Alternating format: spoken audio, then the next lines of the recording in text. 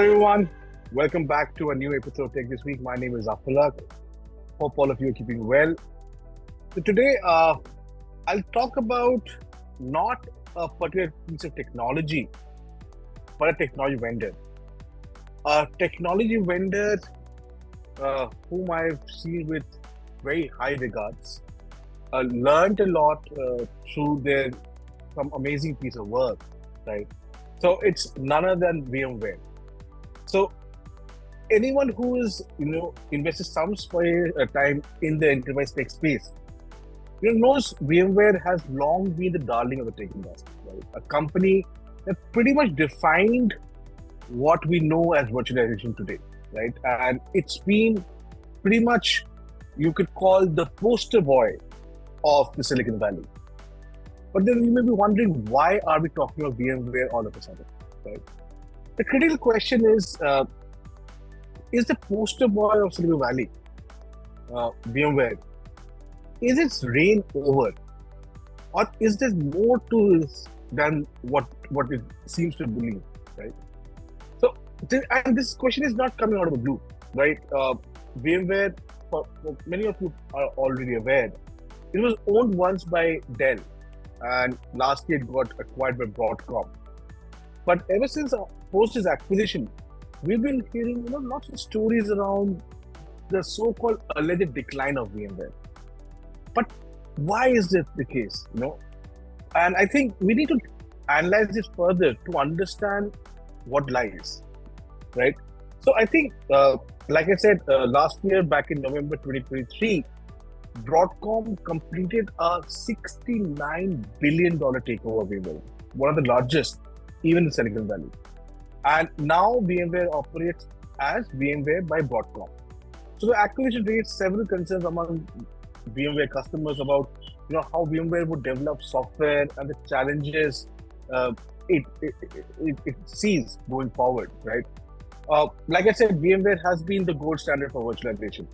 But ever since the acquisition, Broadcom dramatically simplified its pricing structure, product bundling, and its go-to-market strategy for its entire portfolio, right? So, in fact, post its acquisition, pretty much by December of 2023, Broadcom apparently laid off several employees, ended their entire concept perpetual license, and terminated a lot of its partner agreements with VMware sellers and service providers, forcing them to reapply, right? So that was one part, which fueled a lot of speculation as to what is there for the future as far as VMware goes. And then we have a very new story to this, and a twist to this. Like I said in the beginning, Dell Technology, which was once the owner of VMware, recently announced a partnership with Nutanix. And for many of you who may not be aware of this, Nutanix was once considered VMware's fiercest competitors as far as the hyper-converged infrastructure space goes. This partnership is particularly notable given Dell's long-standing relationship with VMware. I mean, just imagine Dell and VMware going to the market together, because VMware was a Dell company and it competed head-on with Nutanix. They could not see eye to eye, and today Nutanix and Dell Technologies go together in the market as a partnership post the Broadcom acquisition. So it begs you to think how things change in the world of technology, right? With Nutanix obviously, providing a robust and mature HCI solution, and you punctuate that with Dell's offering its extensive distribution channel. This alliance is obviously poised to capture significant market share. But like I said, if I look at it, VMware struggles aren't just about Broadcom acquisition complexities or Dell's partnership with Nutanix. It's also about shifting landscape. You have to understand, when was VMware the big company? So there was a time when a lot was happening in the world of software-defined data center modernization. Cloud was at its infancy. People were contemplating how to get their hybrid cloud. into focus, right? So, like I said, so VMware has been the backbone for many IT departments for decades.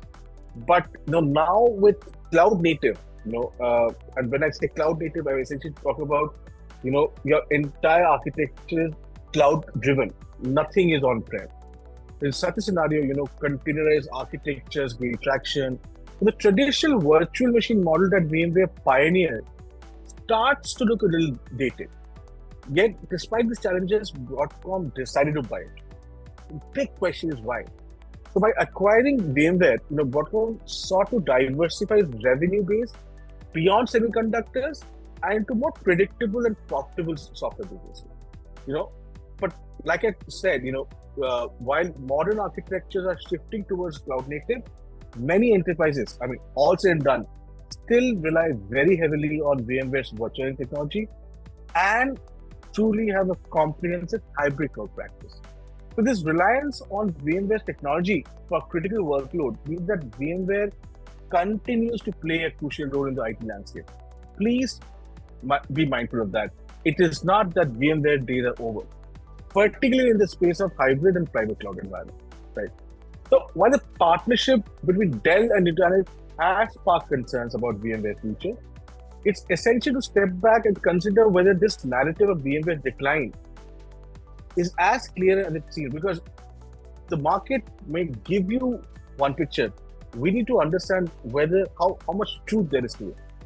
Because in a highly competitive industry like technology, it's not uncommon for companies to seize on moments of transition to create doubts and instability around a rival solution.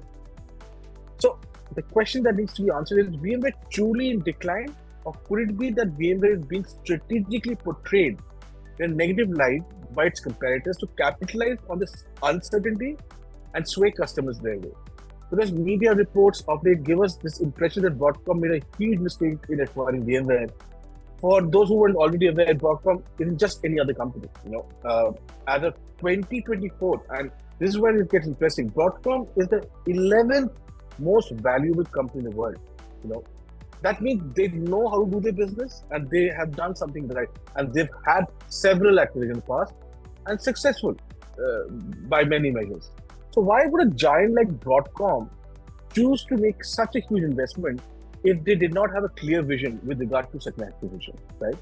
So while they're many quick to focus on the immediate disruption, the real question is we should ask you, what does Broadcom know about this that we aren't able to comprehend? Because Broadcom's track record shows strategic focus on integrating acquisitions into a broader business model to drive profitability and growth, right? So VMware still have a massive install base, like I said, and is deeply embedded in the enterprise, which for all practical purpose is a viable target for Broadcom.